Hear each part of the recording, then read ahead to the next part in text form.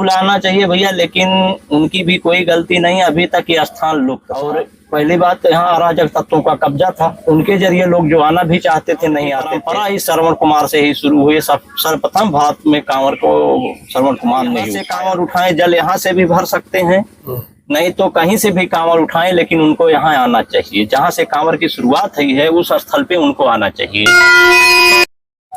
नमस्कार दोस्तों, इस समय हम लोग मौजूद हैं अयोध्या धाम में। अयोध्या धाम के श्रवण आश्रम पर, जो कि बारून बाजार के खियारन गांव के पास पड़ता है।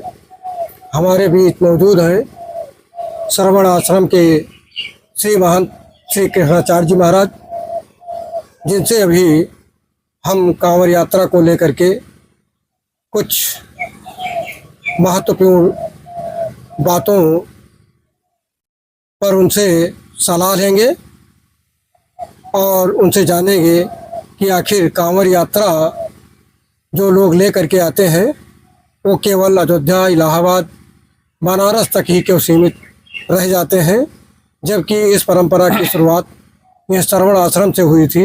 यहाँ क्यों नहीं आते? महाराज जी, हमारे चैनल में आपका बहुत बहुत स्वागत है। भैया आपका भी स्वागत है। तो महाराज जी, ये बताइए कि जो कांवरिया आते हैं तो इस परंपरा की शुरुआत जबकि यहीं से हुई है जी, तो यहाँ आना चाहिए कि नहीं आना चाहिए? बिल्कुल आना चाहिए भैया, लेकिन उनकी भी कोई गलती नहीं। अभी तक ये स्थान लुप्त था, कोई जानता नहीं था। विराट हम आए तब तक ये जंगल था, कोई जानता नहीं था कि यहाँ कोई स्थान है। और पहली बात तो यहाँ अराजक तत्वों का कब्जा था, उनके जरिए लोग जो आना भी चाहते थे नहीं आते थे। बाकी कांवर की तो परंपरा उस त्रेता युग में कांवर की परंपरा ही श्रवण कुमार से ही शुरू हुई। सर्वप्रथम भारत में कांवर को श्रवण कुमार ने ही उठाया है। और आज भी सभी कांवरियों को चाहिए, जो भी हैं, कि कांवर उठाएं। चाहे यहाँ से कांवर उठाएं, जल यहाँ से भी भर सकते हैं, नहीं तो कहीं से भी कांवर उठाएं, लेकिन उनको यहाँ आना चाहिए। जहाँ से कांवर की शुरुआत हुई है उस स्थल पे उनको आना चाहिए।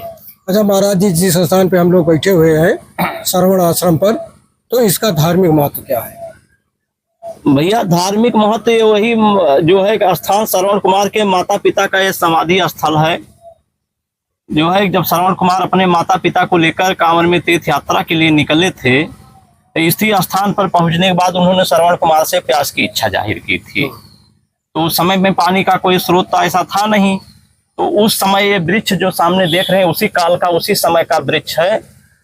तभी से आज भी कांवर को जमीन पे नहीं रखी जाती है। इसी वृक्ष की किसी शाखा में कांवर को लगा के पास में ही 700 मीटर दूरी पे तमसा नदी बावनी झील है, जहाँ पे जल भरने के लिए गए थे। और उस समय में हिंसक पशुओं का बोलबाला ज्यादा था और राजा का प्रथम धर्म था कि प्रजा की रक्षा करे। उस समय यहाँ के चक्रवर्ती सम्राट राजा दशरथ थे, वो भ्रमण पे निकले थे और इधर ये जल भरने के लिए गए थे। उन्होंने कमंडल को लगाया सरोवर में, उनको लगा कि कोई हिंसक पशु जल पी रहा है।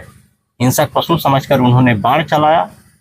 वो बाण श्रवण कुमार के सीने में लगा। श्रवण कुमार जब चिल्लाने लगे, कराहने लगे, तो उनकी आवाज को सुनकर राजा दशरथ उनके पास गए। देखा तो श्रवण कुमार काफी पश्चाताप करने लगे।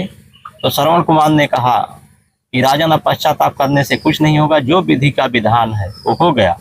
अब मेरे माता पिता की आप अंतिम इच्छा पूरी कर दीजिए। इस स्थान का नाम बताया कि वहां पर वो बैठे हैं, उनको ले जाकर जल पिला दीजिए। उनके आदेशानुसार वो लेकर जल आए।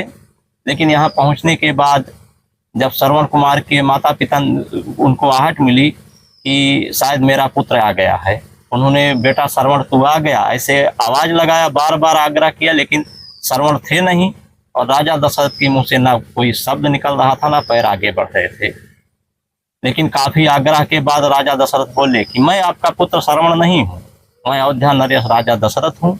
मेरे हाथों आपके पुत्र की मृत्यु हुई, मैं जल लेकर आया हूँ, ये जल पी लीजिए। तो वही जल हाथ में लेकर उनको श्राप दे दिया कि जैसे आज हम पत्नी पुत्र वियोग में मर रहे हैं, ऐसे चौथेपन में तुम भी पुत्र वियोग में मरोगे और ठीक समय पर तुम्हारा दाह संस्कार नहीं हो पाएगा। अच्छा महाराज जी, कांवर यात्रियों को आप क्या संदेश देना चाहते हैं? कांवर यात्रियों को मैं यही कहना चाहता हूँ कि जो भी पूजन करिए, तीर्थाटन दर्शन भ्रमण करिए, इसका मैं विरोधी नहीं हूँ, इसको करिए। लेकिन इसके साथ साथ श्रवण कुमार से कुछ प्रेरणा लीजिए कि एक पुत्र का धर्म एक पिता के लिए क्या होता है, एक माता के लिए क्या होता है।